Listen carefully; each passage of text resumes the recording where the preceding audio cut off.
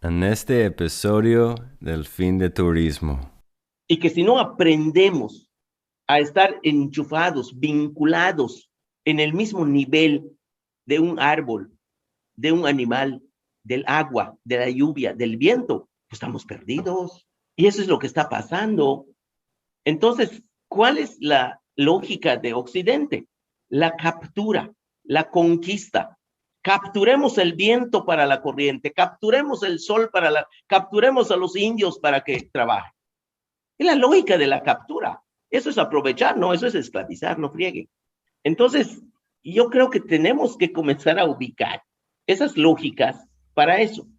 Eso es una primera cosa que creo que es importante. Luego, no es tanto el qué se hace en el caso del turismo, sino el cómo se hace. Bienvenidos y bienvenidas al fin del turismo. Temporada 2, México. Durante la primera temporada, que está disponible en inglés en las principales plataformas de podcasts, amigos y amigas y extrañas en todo México se comunicaron conmigo y me pidieron conversaciones sobre lo que está sucediendo en México. Con episodios tanto en español como en inglés, hemos cumplido. Los episodios tocaron diversos temas que incluyen la gentrificación, la deforestación y el cambio climático, el desplazamiento, el turismo espiritual y psicodélico, el ecoturismo y el turismo comunitario, la hospitalidad y la interculturalidad, la industria en sí y el lugar de los trabajadores en ella. Hablamos con activistas, académicos, narradores y trabajadores para averiguar qué está sucediendo detrás de escena y qué podemos hacer al respecto. La temporada 2 está dedicada a nuestro difunto amigo y mentor Gustavo Esteva, abuelo, sabio y cofundador de la Universidad de la Tierra, Oaxaca, México. Estos episodios han sido planeados y organizados en colaboración con nuestros compañeros y compañeras de la Unitierra Oaxaca. Son despachos de la Resistencia. En este episodio, nuestro invitado es Pedro Regalado Ucpe, un escritor mexicano en lengua maya, poeta, narrador, traductor y activista. Él es profesor en la Escuela de Creación Literaria del Centro Estatal de Bellas Artes, plantel donde también realizó estudios. Pedro es integrante de la Asamblea de Defensores del Territorio Maya Mujjimbal. Esta organización tiene como objetivo defender su territorio del despojo que aplican las megaempresas de energía renovable en la península de Yucatán. Desde la página web de la Asamblea se dicen que somos mujeres y hombres mayas de diferentes comunidades de la península de Yucatán, mayormente ejidatarios y campesinos que ven afectados el territorio peninsular por megaproyectos de parques eólicos y fotovoltaicos, implementados por empresas que al clásico modo conquistador llegan a arrebatar nuestras tierras para desarrollar su negocio.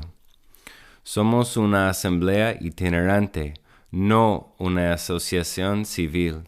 Nuestro espacio de encuentro es alguna comunidad de la península de Yucatán previo acuerdo entre la comunidad y la asamblea. Así compartimos nuestros problemas en torno a los megaproyectos y construir acuerdos sobre las estrategias de defensa de nuestro territorio. Bienvenido al Fin de Turismo, al podcast The End of Tourism, Pedro.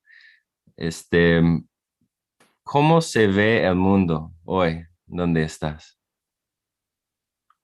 Bueno, el mundo de la península de Yucatán, que es un mundo generalmente de la comunidad maya, eh, pues es un mundo que está en un riesgo muy importante, fuerte, aunque no es nuevo este riesgo. Hace poco más de 500 años que que venimos sobreviviendo a una situación como esta, y nuestra resiliencia ha sido constante durante los 500 años que venimos hablando nuestra lengua, organizándonos, integrándonos cada vez más con la naturaleza, ponderando nuestros ritos,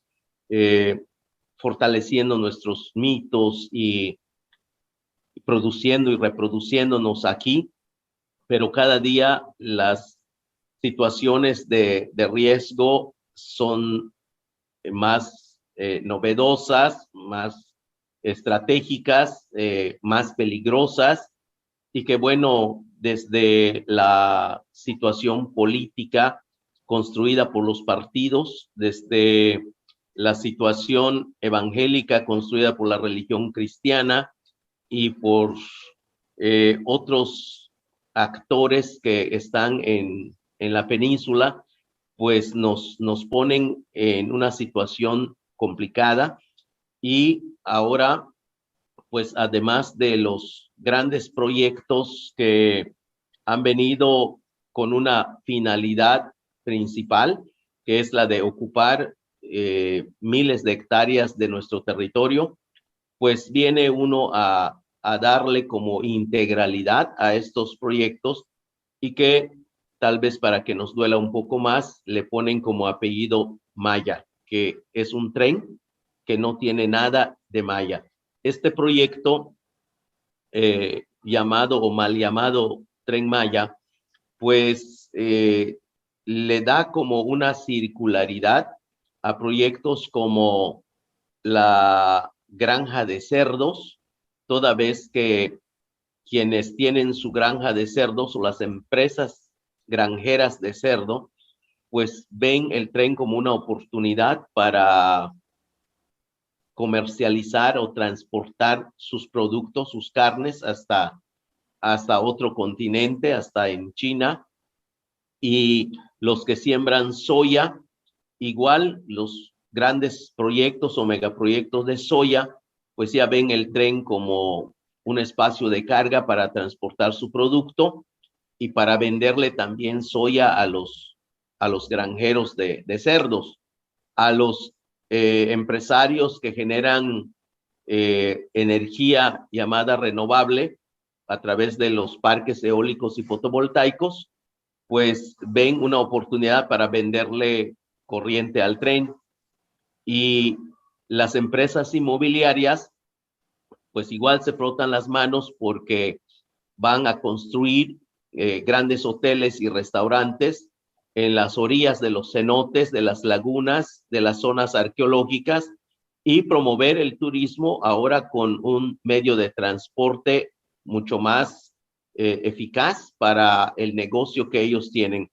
Todo esto no les sirve en absoluto a los pueblos indígenas. Es una cuestión completamente ajena para nuestros intereses, para nuestra cultura, para nuestra vida, y no solamente es ajena, sino dañina, porque se empieza con un despojo de nuestro territorio, y este mundo que nosotros miramos hoy es un mundo que cada día nos genera mayor miedo, nos genera mayor desesperanza, nos genera mayor inseguridad, y bueno, con la posibilidad de que en unos años, si esto no para, pues desaparezca la cultura maya, desaparezcamos como cultura o nos desaparezcan como cultura maya por este sistema que a día de hoy pues está construida sobre una base de impunidad, de injusticia, y de que todo este tipo de agresiones están ya legalizadas. Entonces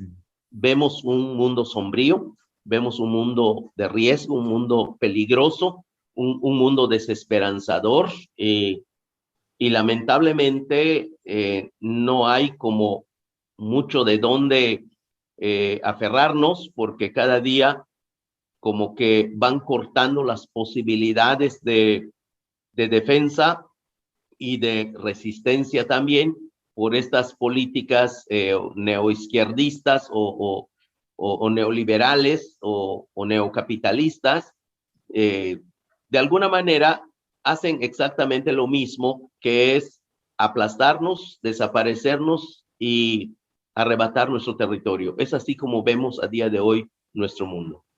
Mm. Gracias, Pedro, por compartirnos este panorama, también pues cómo se está viendo, cómo se está viviendo el mundo en el día de hoy. Y creo que es algo pues que compartimos desde los pueblos originarios, el contexto de violencia al que nos estamos enfrentando.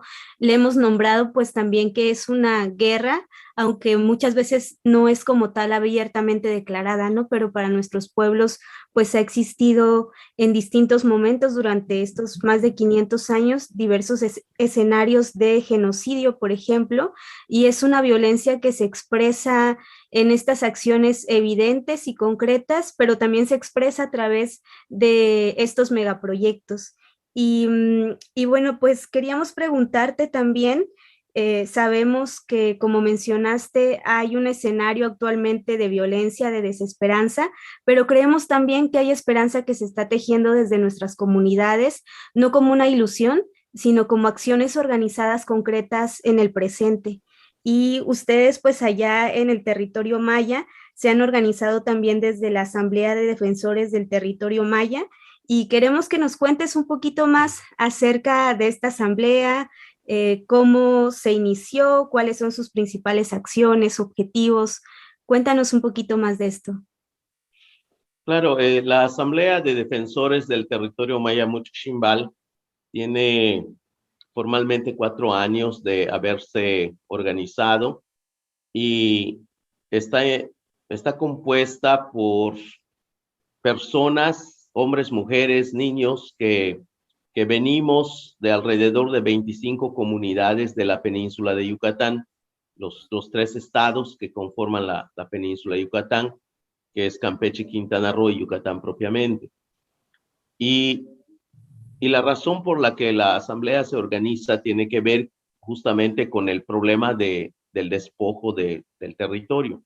Las empresas que llegaron con el discurso del desarrollo, con el discurso de crear empleos y de sacarnos de la marginación, pues tienen ellos como este discurso bien elaborado, pero el fondo de esto ha sido el despojo de nuestro territorio. Entonces, hubo un momento en el que dentro de las conversaciones que hacíamos en las comunidades, nos comenzaron a preguntar de qué manera podríamos hacer circular con mayor velocidad la información que tenemos sobre este tipo de empresas, porque la gente las desconoce, la gente de las comunidades las desconoce. Fue así como hicimos una convocatoria vía internet y por la palabra de los compañeros también de las comunidades. Y bueno, pues un 13 de enero del 2018, pues nos reunimos en la ciudad de Mérida, alrededor de 60 personas que pues no esperábamos tanta cantidad de gente, pensábamos que iban a ser como 20 personas, pero llegaron como 60 o más, y pues tampoco pensábamos organizarnos de una manera permanente. El resultado de esa reunión fue que la gente decidió organizarse en una asamblea para lo siguiente. Uno, que quienes tenemos información sobre este despojo, pues podamos recabar esa información, traducirla a la lengua de nuestros hermanos de las comunidades y las lleváramos a las comunidades para generar una discusión entre ellos y tomar decisiones al respecto, porque pues desconocen la problemática y muchas situaciones como el lenguaje, como los contratos, como los términos, todo este tipo de cosas. Entonces, un primer compromiso era la de la de llevar la información, la de generar la discusión con base a esa información. También, pues lo que pensamos era que si la comunidad, con base a la información que ya tiene, desea judicializar su caso, entonces la gente pues interpone algún amparo, y para eso pues está la vía legal, la vía jurídica, y pues bueno, así es como comenzamos a interponer amparos. Pero también nos dimos cuenta que no era suficiente esto y que necesitábamos más cosas, y pensamos que era importante buscar la alianza de académicos de universidades que conocen del tema, que saben del tema, que tienen estudios o que pueden hacer estudios, como por ejemplo los impactos al medio ambiente, el impacto al agua, el impacto a la cultura, el impacto a la tierra. Entonces, hicimos alianzas con académicos que nos apoyaron para tener la información de primera mano, para que podamos sostener con argumentos claros lo que exigimos en los amparos, para que sea una cuestión científica, y no nos la tiren de buenas a primeras, sino que esté sustentada científicamente. Y bueno, pues también se hizo eso. También pensamos que era importante que nosotros pudiéramos hacer una estrategia mediática. Para eso, pues usamos las redes, hicimos canal de YouTube, hicimos blogs, hicimos muros, hicimos en Instagram, en Twitter, en todos, para que la información que se genere sobre la problemática que tenemos, pues usemos esas plataformas para darlas a conocer al mundo.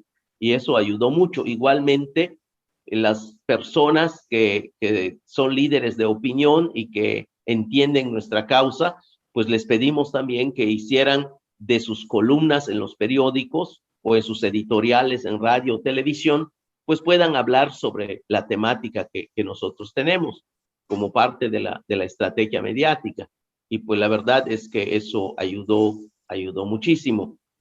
Y bueno, luego pensamos en la importancia de hacer unos talleres con jóvenes de las comunidades para que estos jóvenes sean los que asesoren a sus papás, a sus tíos, a sus abuelos que son ejidatarios, que se les hace complicado hablar el español o entender el español. Pues les estamos dando una capacitación aquí cada mes y medio. Hacemos un taller aquí en la casa con unos 20 jóvenes que luego se van a su comunidad, y que ellos pues tienen más la facilidad del manejo de los medios o de los dispositivos, y eso pues ayuda a que la información les llegue a los ejidatarios de una forma más rápida. Y pues bueno, a partir de estos talleres se pensó también en hacer una cosa así que le llamamos radio, y que no es radio, sino es un podcast también que sacamos todos los lunes a las 7 de la noche, y vamos trabajando con ellos. Ellos son los que lo hacen, se organizan en maya y en español para eso. Entonces, todo esto es parte de lo que hace la asamblea. Visitamos las comunidades, recogemos la problemática de las comunidades, les vamos dando alguna información que necesitan. Y bueno, la asamblea pues es una especie de colectivo, no somos una asociación civil, porque nosotros no somos acompañantes de comunidades, nosotros somos las comunidades directamente afectadas, y todos los que estamos en la asamblea somos voluntarios. Nadie tiene un sueldo, no tenemos recursos ni los queremos tener para este tipo de cosas, sino pensamos que esto tiene que ver con una causa más profunda, no con un empleo, sino con nuestra tierra, con nuestra vida, y con lo que significa el ser maya a día de hoy. Entonces, esto es un poco lo que en lo general hace la asamblea. Gracias, Pedro. Este, Pues uno de los documentos que nos mandaste tiene que ver con un pronunciamiento que han hecho la Asamblea hace como un año. Nos gustaría leer un poquito, un pequeño parte de eso y preguntarte un poco del asunto, si está bien. Claro, adelante.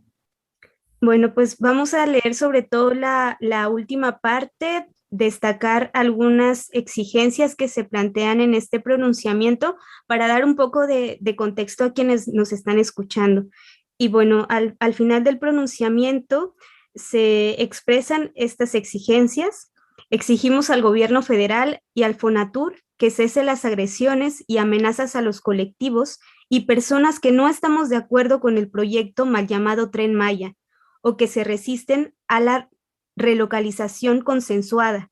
Responsabilizamos al gobierno federal, ONU Habitat, a Fonatur y las empresas contratadas para negociar el pago de los terrenos como Barrientos y asociados SADCB, de las agresiones y amenazas que sufren las comunidades donde existe resistencia a la construcción del mal llamado Tren Maya. Exigimos al gobierno federal y a Fonatur que transparenten la información y cesen los engaños a las comunidades para manipular la aceptación del proyecto Tren Maya, que dejen de engañar a la gente con la falsa idea de justicia social y bienestar, ya que los 19 polos de desarrollo que se tienen programados no incluyen la participación de las comunidades mayas, más que para despojarlos de sus tierras. Exigimos que se cancele el proyecto mal llamado Tren Maya, ya que la especulación inmobiliaria y la desinformación origina afectaciones directas que se traducen en conflictos ejidales. Tal es el caso de la comisaría de San Antonio Chun, que corresponde al municipio de Humán en Yucatán, en donde los que se oponen a la venta de la totalidad de su ejido han recibido insultos y amenazas. La tierra maya no se vende ni se renta. Asamblea de Defensores del Territorio Maya Mush Shimbal, Yucatán, México, 23 de junio del 2021. Gracias, Wendy. Bueno, Pedro, en esa pronunciación mencionan varias contradicciones por parte de varios sectores gubernamentales, así como de instituciones no gubernamentales. Esto incluye el robo de objetos ancestrales, a menudo considerados, entre comillas, piezas arqueológicas, las consultas engañosas entre el gobierno y las aldeas, que a menudo se llevan a cabo para poner a una parte de la población en contra de la otra, y la falsa promesa de desarrollo a través de proyectos turísticos dirigidos por la comunidad. ¿Podrías elaborar estos temas, esquemas para nuestros oyentes? Lo que pasa es que el proyecto Tren Maya y los demás proyectos que he mencionado, pues son pensados, son planeados desde fuera de la realidad que viven nuestros pueblos. En ese pronunciamiento lo que hacemos es una especie de síntesis de todas las agresiones o de la mayoría de las agresiones que las instituciones de gobierno están haciendo en contra de los pueblos. Y lo dijimos porque el presidente ha salido a decir en sus conferencias mañaneras que pues vivimos en el mejor país del mundo y que todos estamos felices y que todo está muy bien. Y bueno, yo no sé realmente en qué mundo esté viviendo él, pero la verdad es que aquí hay amenazas, aquí hay muertes, aquí está la inseguridad galopando del crimen organizado, y que vemos una cosa curiosa. Quienes hemos defendido nuestro medio ambiente nos han acusado de pseudoambientalistas, nos han acusado de ser de derecha o de ser conservadores de derecha, pero curiosamente al crimen organizado le han le han hablado con otro tono. Es más, el presidente se ha proclamado el defensor de los derechos y del honor de estos hombres que andan matando. Entonces nos extraña esta actitud del presidente. Y pues cuando dice que vivimos en el mejor de los mundos, pues a lo mejor está pensando en su mundo, en su burbuja, y no en este mundo en el que nosotros estamos. Aquí hay un problema grave. De entrada, el arrebato a la tierra. Luego, la inseguridad. Luego, mayor pobreza. A 2 años de que se ha empezado a construir el tren, no hay ninguna comunidad que haya superado el problema de la pobreza. Que me muestren una solamente. No hay. El tema de la salud, de la educación, de la vivienda, de todo lo que necesitamos, del empleo, no hay. ¿Dónde está? Pero si revisas cuánto han ganado las empresas constructoras, vas a ver que se cuadruplicaron sus ganancias con la construcción del tren. Curiosamente, los resultados ahí están. Entonces, cuando nosotros hacemos este pronunciamiento, pues estamos diciendo, esta es la realidad que está pasando aquí con nosotros. Hay un discurso ahí arriba que lamentamos mucho porque ese discurso lo hemos venido escuchando de los sexenios anteriores, bueno, de hace 500 años y de los últimos sexenios, y este gobierno llega con un discurso diferente, pero apenas se sienta en la silla presidencial y se impone la banda, pues adopta ese discurso. Parece que hay algo allá en esa silla que descompone el trasero de quien se sienta y comienza a decir cosas de esta naturaleza. Entonces es lamentable que se renuncie a un compromiso con las necesidades de las comunidades y se adopte de nuevo los beneficios para las empresas. Eso es lo que nosotros hemos venido diciendo y sintetizamos en ese pronunciamiento para decirle a la gente que nos escucha que hay una realidad aquí y que pueden venir a la península a verla. Ahí está. No estamos inventando nada. Primero porque nosotros no tenemos ningún interés partidista. Eso debe estar claro. Nosotros no estamos buscando el poder, no estamos buscando fortalecer un partido, porque parece ser que el presidente solamente ve a sus contrarios y a los que le favorecen, a los que le aplauden. Para él no existen otra gente. Qué triste que la visión oficial sea esa. Nosotros aquí en la península de Yucatán, como pueblo maya, no estamos interesados en los partidos. Primero, porque los partidos son los que han echado a perder todo. De hecho, un acuerdo que tenemos en la asamblea es no hablar con ningún partido político. Entonces, no nos puede acusar de querer perjudicar su gobierno. En todo caso, lo que nosotros hacemos es mostrar su falso discurso sobre la justicia, la falta de cumplimiento de sus promesas de justicia que hizo en campaña durante más de 20 años, pues ha faltado a su palabra. Y vemos cómo quienes son víctimas y queremos reunirnos con él para decirle cuál es nuestro problema, no nos quiere recibir porque dice que puede poner en riesgo la investidura presidencial. Pero no así con los narcos, ni con las mamás y las abuelas de los narcos. Sí los va a buscar, los saluda, los abraza y dice, no le podemos decir Chapo, se oye feo, es Don Guzmán Loera, el señor Guzmán Loera, ¿no? En cambio, Pedro Uc, ¿no? Que ese pendejo que se chingue, ¿no? Entonces, eso es de verdad terrible a más de 500 años de conquista y dominación. Eso es lo que queremos decir. Finalmente estamos perdidos, aquí no vamos a ganar nada, estamos perdidos y mientras podamos hablar, vamos a decir la verdad que estamos viviendo, nuestra verdad, y si alguien lo duda, que lo venga a ver. Eso es un poco el fondo del asunto. Pues mucha fuerza, Pedro, muchas gracias también, y que pues este mensaje, lo que está sucediendo en los territorios, lo que está sucediendo en el territorio maya, pues que pueda ser conocido en muchos lugares, en varios espacios, a través de los medios, como ya lo comentabas, porque muchas veces lo que se difunde es solamente esta versión oficial, que como ustedes también lo expresan en este pronunciamiento del año pasado, pues más bien juegan con un discurso, ¿no? Un discurso de justicia social, de bienestar, de desarrollo. Y bueno, es parte de lo que quisiéramos seguir conversando contigo.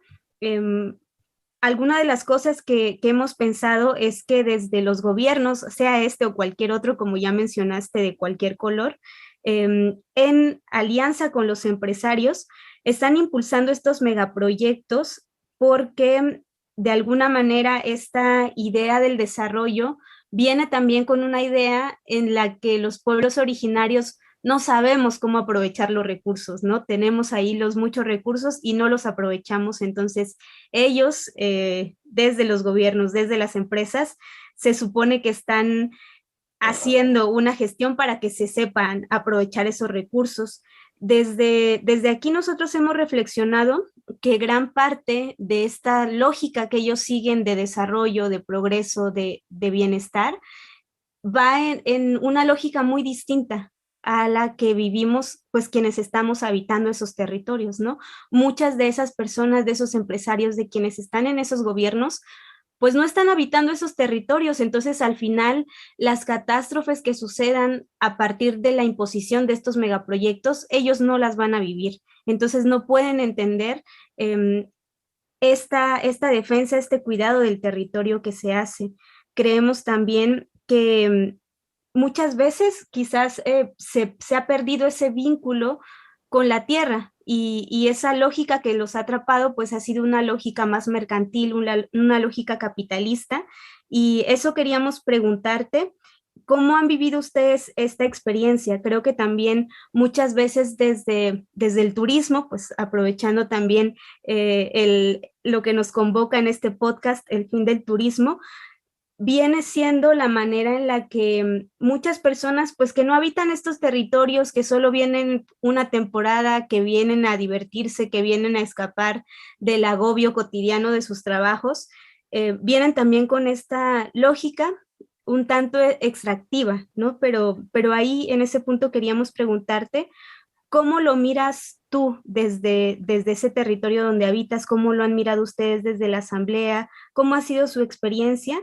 Y si crees que habría alguna forma de lograr un diálogo de entendimiento entre estas dos maneras de concebir la vida y el territorio, o más bien pues ha implicado esta lucha constante, ¿no? Porque parece que del otro lado no lo logran entender.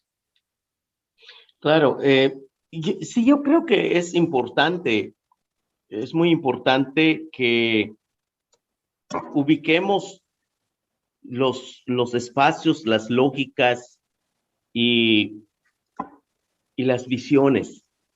Primero porque este discurso de que no aprovechamos los recursos, me parece que desde la lógica indígena es un error epistemológico, porque para nosotros la naturaleza no es un recurso. Para nosotros la naturaleza es un hermano, es una madre. Entonces, de entrada, estamos desconectados con eso. Cuando alguien viene y nos dice, no han sabido aprovechar los recursos, contras llevamos aquí miles de años viviendo y existimos y existe la naturaleza. En cambio, ustedes donde están ya lo destruyeron. Eso no es aprovechar, eso es acabar. O sea, ni siquiera soporta un análisis desde su propia lógica. Ni siquiera. Y a nosotros no nos vengan a decir que aprovechemos el recurso, porque no hay recursos para nosotros. Nosotros somos apenas una partecita de esa naturaleza. Y que si no aprendemos a estar enchufados, vinculados en el mismo nivel de un árbol, de un animal, del agua, de la lluvia, del viento, pues estamos perdidos. Y eso es lo que está pasando. Entonces, ¿cuál es la lógica de Occidente? La captura, la conquista, Capturemos el viento para la corriente, capturemos el sol capturemos a los indios para que trabajen. Es la lógica de la captura. Eso es aprovechar, no, eso es esclavizar, no frieguen. Entonces, yo creo que tenemos que comenzar a ubicar esas lógicas para eso. Eso es una primera cosa que creo que es importante. Luego, no es tanto el qué se hace en el caso del turismo, sino el cómo se hace. Porque ¿qué tiene de malo que la gente venga a visitarnos y a conocernos? ¿Dónde está lo malo? Al revés. Es bonito, es interesante, es agradable, es celebrativo que alguien venga a visitarme. El asunto es cómo viene. Si viene con una espada y aunque tenga una Biblia, pero quiere incrustarme la espada y después su Biblia, pues eso no está bien. El problema está en el cómo. ¿Cómo llega? ¿A qué llega? Entonces aquí llega la energía renovable, pero llega para quitarme mi tierra. Aquí llega un tren, pero llega a aplastarme. Entonces, no es el problema del qué, sino el problema es el cómo está llegando la gente con sus megaproyectos de producción y que ponen en riesgo nuestra vida. Entonces, yo creo que no es que no se haya buscado la manera del diálogo de nuestra parte, sino al revés, no nos han querido escuchar. Y lo puedo decir, digamos, ahora sí, como dicen los estudiosos, suponiendo sin conceder. Hay gente que puede ser que llegue con buena intención y quiera hacer bien las cosas, pero el hacerlo bien no implica que lo haga bajo la estructura del bien que él cree. Para que sea bien, tiene que preguntarme si también para mí es bien. Porque a lo mejor, yo siempre pongo un ejemplo burdo, pero que sirve de repente para quienes somos lentos para aprender. Alguien ve a una persona a las 5 de la mañana en un clima frío, pero que no tiene ropa, y le lleva una camisa y le dice, hermano, protégete. Y le dice, hermano, yo no tengo mucho frío, lo que tengo es hambre. Entonces no sabemos preguntar qué es lo que se necesita. Eso en el caso de que haya buena intención. Pero aquí el problema es que ni siquiera hay buena intención. ¿Quién puede imaginarse? ¿Quién puede decir de verdad si López Obrador no sabe que debe preguntarnos? Si está en la ley, en el convenio 169 lo dice, y hasta están las características de la consulta, que debe ser previa, libre, informada, culturalmente adecuada y de buena fe. ¿Cuál de ellas ha hecho? Ninguna. O sea, no se trata de inocencia, se trata de injusticia. No se trata de falta de conocimiento, se trata de exceso de maldad. Entonces, ese es el problema. Aquí, yo digo, si se va a trabajar el turismo, que se trabaje el turismo, que se trabaje todo lo que tenga que trabajar, siempre y cuando se trabaje junto con quienes estamos aquí por una razón, para conservar este medio ambiente, para conservar nuestra vida, para conservar nuestra cultura y para que este mundo siga siendo diverso, para que todos tengamos derecho a seguir viviendo. Eso es lo que queremos. Pero si no se entiende así, pues estamos amolados. Esto es finalmente lo que pasa. Y aún así, las leyes son, digamos, lo mínimo, el tope. Pues no le alcanza a este gobierno, tiene que violar la ley todavía, su propia ley, para que nos pueda aplastar. Entonces estamos hablando de una situación terrible. Pero no es solo de este gobierno, de todos los gobiernos y también de los organismos internacionales. La pinche ONU es también alcahuete de este gobierno, ONU Habitat en particular y la UNESCO, que son los que están impulsando el tren. Nosotros hemos mandado cartas a la ONU. ¿Sabes cuántos nos han contestado? Ninguno. Porque ese tal Guterres que está como secretario general de la ONU, pues no sé a qué se dedica. Entonces, estamos con una situación así difícil y que creo que lo que hace falta es que la gente presione a su gobierno, pero no lo hace porque están las condiciones políticas de colonización y de dominio, y la gente ha sido pues maniatada, enceguecida por una beca, por un programa, por una cosa que no entiende y que está ahí, y el resultado es esto. Pero además crean un discurso cuando dicen, es que los indios están perdiendo la lengua. No lo están perdiendo, están matando a quienes hablan la lengua. Entonces, ahí está la realidad que nosotros miramos porque somos los que lo vivimos aquí. Está muy chévere cuando dice, por ejemplo, el granjero, no, es que mi granja cuenta con todas las posibilidades de mitigar los impactos ambientales que tiene. Ah, pero ¿dónde llevó su granja?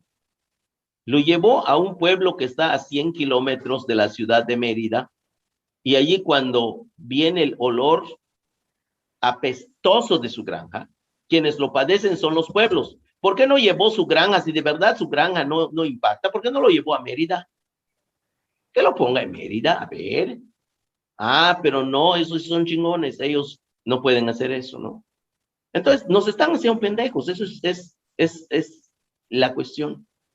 Y muchos se dejan, y muchos, pues, no lo entienden, y muchos están con una situación lenta en el proceso de lectura que tiene esta historia, pues, actual. Pero, pues, así estamos, es complicado, pero lo que nos queda a nosotros es seguir luchando, no hay de otra, porque no tenemos alternativa. Si tuviéramos alternativa, escogeríamos la otra cosa, pero no tenemos, esto es lo que hay. Pues mucho de lo que has compartido en esta parte me recordaba algo que Gustavo Esteva nombraba como la hospitalidad y los límites de la hospitalidad, ¿no? Entonces, él decía, cuando tú mencionas también el problema no es el qué, que vengan los turistas, sino más bien el cómo. Él, por ejemplo, reflexionaba justamente sobre la hospitalidad, pues aquí en Oaxaca y en el territorio maya seguramente igual, como muchos de los pueblos pues tenemos esta alegría de recibir al otro, de recibir a los otros, de compartir la comida, los espacios, lo que somos, pero llega un momento en el que si quien llega no llega de esta misma manera eh, hospitalaria también de su parte, más bien se genera una exigencia del otro lado, ¿no? Se genera como una especie de abuso del otro lado hacia nuestra disposición hospitalaria de recibirle, ¿no? Que es parte de lo que sucedió quizás en la colonización. Muchas veces se hablaba antes de un encuentro entre las culturas y decíamos, bueno, no hubo un encuentro, hubo una imposición y hubo despojos y esa imposición fue violenta hacia nuestros territorios, ¿no? Entonces, creo que con lo que tú mencionabas hay parte de esta expresión hospitalaria desde los pueblos, desde las comunidades, pero algo que Gustavo retomaba era mencionar, hay ciertos límites de la hospitalidad, porque cuando se empieza a abusar de esa hospitalidad, cuando hay imposición por parte del otro lado, esa hospitalidad plantea límites y creo que es parte también de lo que se está haciendo en la época actual a partir de la imposición de estos megaproyectos.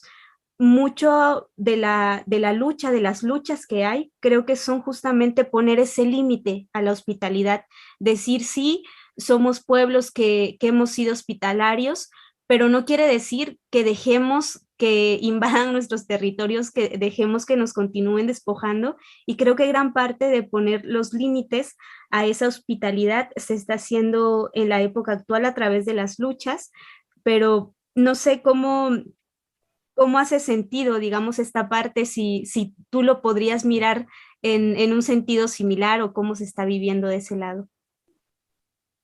Sí, es bastante parecido. Yo diría, bueno, aquí en Maya lo que decimos es que, todo lo que existe tiene un ol, eh, que pues no sé cómo se traduzca en español eso.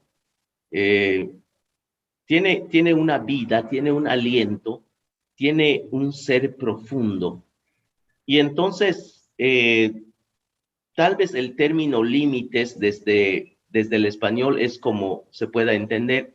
Nosotros diríamos que nuestra hospitalidad tiene vida, está viva.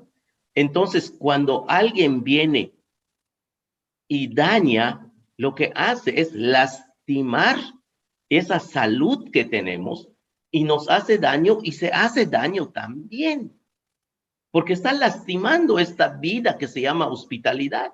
La hospitalidad tiene vida, tiene aliento, tiene es una vida. Y quien la lastima, pues la enferma, le hace daño. Entonces, ¿cuál sería lo ideal? Pues frente a una vida, compartir la vida y disfrutar la vida y no lastimarla. Más que hablar de límites, es hablar de integrarnos como tal, como vida, y no lastimar la salud. Porque nosotros decimos todo tiene su salud, tiene su vida saludable. Y esa vida saludable es la que se tiene que compartir. Nuestra hospitalidad es una vida saludable. La lastiman, le hacen daño. Y pues eso es el resultado. Si no entienden eso, pues eso es de entrada el primer paso. Pero yo creo que sí lo entienden. Aquí lo que hay es maldad. Entonces, no puede ser que no entiendan estos grandes universitarios y académicos que están detrás de estos proyectos. No creo que no entiendan esto. Solo que hay maldad, hay otro interés. Y es otra cosa que los mueve. Pero bueno, eso es lo que nosotros pensamos. Gracias, Pedro. ¿Qué sigue? Bueno, pues también en relación a la parte que ya nos has compartido desde los territorios, desde la tierra misma, también preguntarte cuando tú nos compartes pues esta cuestión de la vida misma que tiene pues un aliento propio, que tiene un sentido profundo. em, Tú lo mencionaste en algún momento durante esta conversación, pero de todos modos queríamos profundizar un poco más en esa parte. ¿Qué voces piensas tú que están siendo ignoradas en las grandes conversaciones que se están teniendo? Por ejemplo, estas discusiones acerca del, del qué hacer desde nuestros territorios. Creo que quienes están decidiendo, como ya dije, ni siquiera habitan esos territorios, ¿no? Pero ¿crees que habría alguna manera de poder amplificar nuestras voces, de que estas voces dejen de ser ignoradas y que podamos generar más espacios para poder hacer escucharnos, para hacer escuchar estas voces que de pronto no, del otro lado hacen oídos sordos, digamos, a los gritos, a las protestas, a este diálogo que se ha procurado tener, pero que del otro lado simplemente se ha cerrado? ¿Crees que habría alguna manera en que estas voces pudieran dejar de ser ignoradas? Yo creo que independientemente de que nos hagan caso o nos sigan ignorando, yo creo que hay un trabajo importante que tenemos que hacer aquí abajo. el de buscarnos, el de encontrarnos, el de tejernos, el de hacer comunidad. Porque aquí el problema es que nos tienen dividido y nos tienen fragmentado. Nosotros, por ejemplo, como asamblea salimos y decimos no al tren porque es un proyecto de muerte. El gobierno le paga a un maya allá, no sé, 1,000 pesos y le dice, te voy a hacer un video y di que vamos a subirnos al tren. Y le da 1,000 pesos y dice, hay que subirse al tren. Y como el gobierno tiene los medios de comunicación y dice, ahí están los indios, están de acuerdo con el tren. Entonces, aquí creo que una primera cosa que tenemos que hacer aquí abajo es buscarnos, tejernos, hacernos comunidad. ¿Por qué? Porque si vamos a estar esperanzados a que nos escuchen allá arriba no es que no llegue nuestra voz, no nos quieren escuchar. Entonces, claro, vamos a seguir insistiendo en decir que nos escuchen, pero si estamos dispersos, menos nos van a oír. Si estamos juntos, eso le preocupa al poder, porque hacer comunidad es ejercer el poder. Entonces, a eso le tienen miedo. Eso de las convenciones pues de los 10, de los 12, de los 20, es una farsa esa vacilada.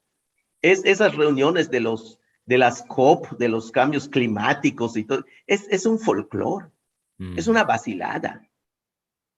Entonces, esperanza y nosotros no tenemos en esos espacios. Aquí es donde hace falta que trabajemos. Porque, pues, además, le buscan la vuelta. Por ejemplo, a mí me han invitado para ir a esos eventos y me dicen, oye, Pedro, te invitamos para que venga a este evento, para que escuchen la voz indígena. Yo lo que pregunto, ¿le van a hacer caso a mi voz o me van a usar de pendejo allá? Porque si me van a llevar allá para quemar a mi pueblo, pues ¿para qué me llevan? No, si no me van a hacer caso, solo me van a usar, pues no voy y no he ido. Pero no falta alguien que diga, está chévere, vamos a conocer Inglaterra, y vamos a la COP, no sé qué. Y ahí se van, les toman la foto, ahí están los indios, tienen presencia aquí. Nos están jugando el trasero. Y eso es engaño, eso es manipulación. Allá ya lo sabemos. Es más, la COP13 de Cancún, allí firmaron un convenio que le llaman por la sustentabilidad de la península de Yucatán, que es la entrega de todos los recursos de la península a las empresas, en el marco de la COP. Y no faltaron allá los indios que trabajan de indios, que fueron allá para eso. Entonces, yo creo que el trabajo está aquí abajo, con nosotros mismos. Si no somos capaces de hacernos creer por nuestros hermanos, menos nos van a creer los de allá arriba. Sí, esos de allá arriba son muy listos para eso. Entonces, yo pues, así lo veo y no sé, a lo mejor hay otras maneras, pero la verdad es que no le tengo mucha esperanza a esos espacios de arriba. Gracias, Pedro. Pues sí, o sea, siento que hay una gran pobreza dentro de las vidas de las turistas que se tiene esa necesidad de escapar, ¿no? O sea, de no solo buscar otros lugares, de aprender otras culturas, pero también de esa necesidad de escapar sus vidas, de escapar la ciudad, de escapar sus trabajos y todo, ¿no? Entonces, pues, de donde vengo yo originalmente y pues donde sigo en las ciudades, o sea, sigo ese sentimiento de pobreza, de falta de comunidad y comunalidad y cosas así, ¿no? Entonces, asumiendo que pues hay turistas escuchando de esto, o sea, no se llamarían ellos mismos turistas, claro, ¿no? Pero, ¿qué mensaje te darías a los turistas nacionales o internacionales que tienen deseos a visitar el Yucatán, al fondo de todo este contexto del Tren Maya, la gente que van buscando sus bueno, ceremonias, entre comillas, en Tulum y lugares así, como Cultura Mérida y ruinas en otros lugares. ¿Qué mensajes tendrías para la gente que, pues, por lo menos gustarían respetar, aprender y quizás andar en solidaridad con el pueblo maya? Claro, una primera cosa que me gustaría decirles es que son bienvenidos y creo que es importante que la gente se sienta acogida, que se sienta respetada, que se sienta bien en el lugar donde viene y nosotros no nos molesta, no nos incomoda que venga la gente, al revés, celebramos que vengan.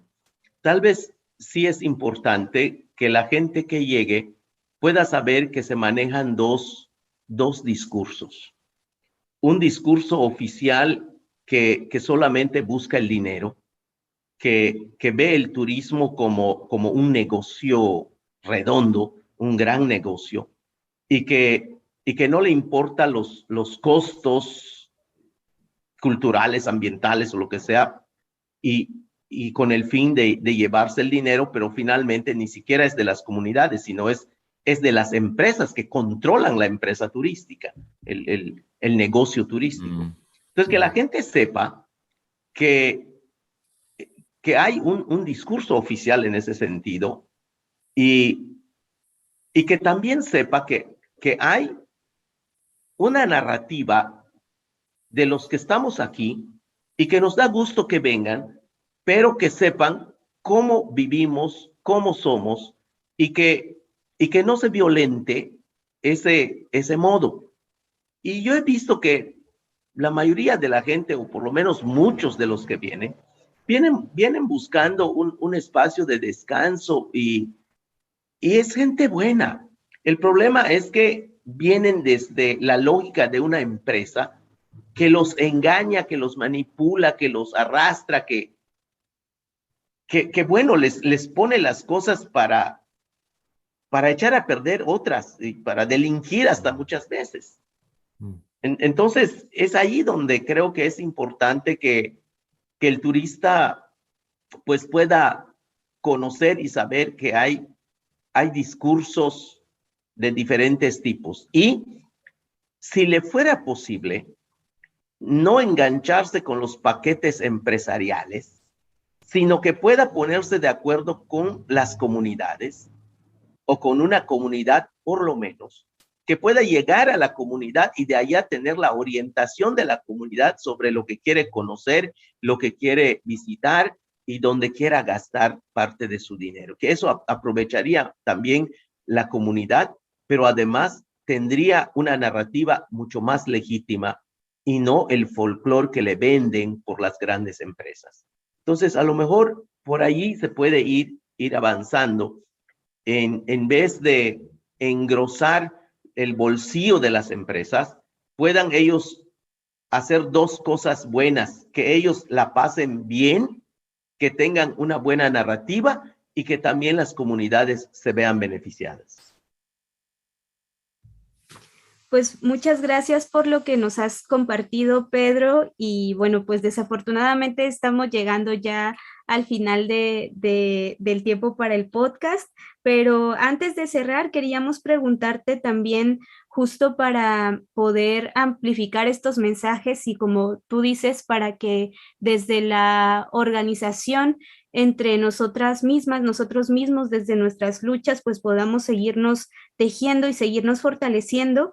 Queríamos preguntarte también para que quienes nos están escuchando puedan apoyar, puedan solidarizarse.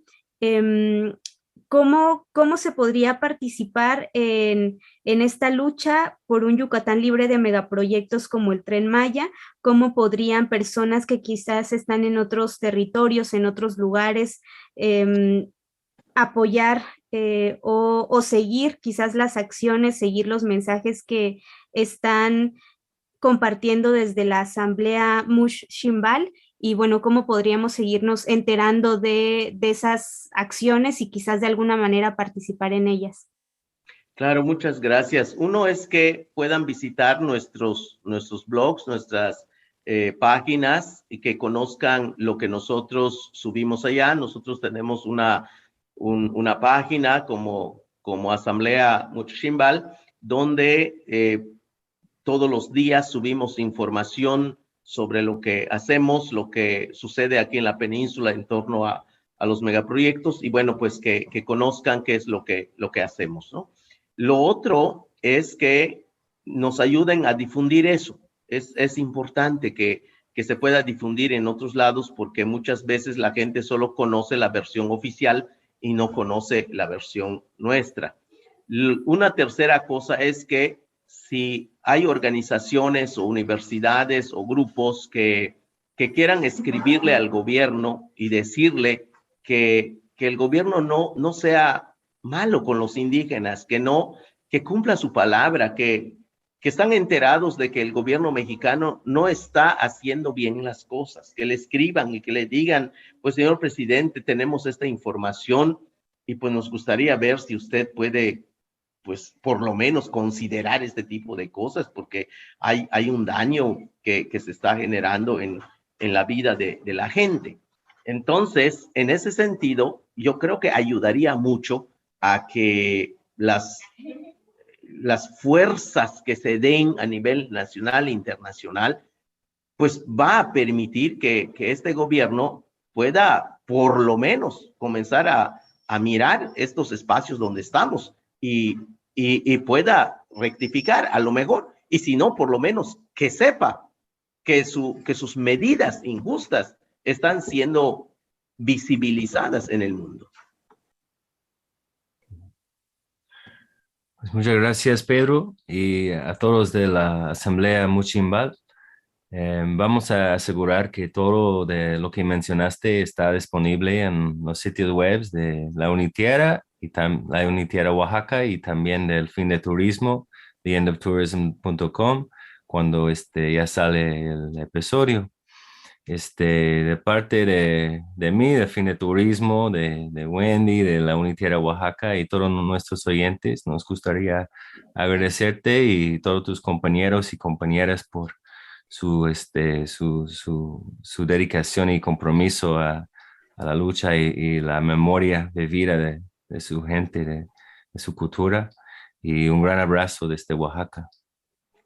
Muchas gracias. Igual un abrazo para ustedes y gracias por la oportunidad de platicar.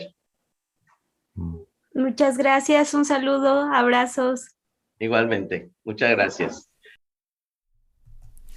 Gracias a todos y todas por escuchar The End of Tourism Podcast. Si quieren ser los primeros y primeras para saber de nuevos episodios y ensayos, haga clic y suscribirse en Apple Podcasts, Spotify o cualquier plataforma de podcasts importantes y síganos en las redes sociales a través del identificador The End of Tourism.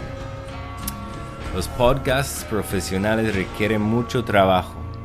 Por eso hemos lanzado una campaña de Patreon para que este trabajo continúe y siga siendo accesible para todos.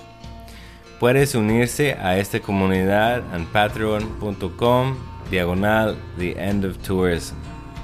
Se pueden apoyarnos contribuyendo con cualquier cantidad y por supuesto hay obsequios recíprocos que se le presentan como resultado. Todo ayuda así que diríjense a patreon.com/The End of Tourism y mira cómo se pueden participar. Hasta la próxima. Adiós, compañeros y compañeras.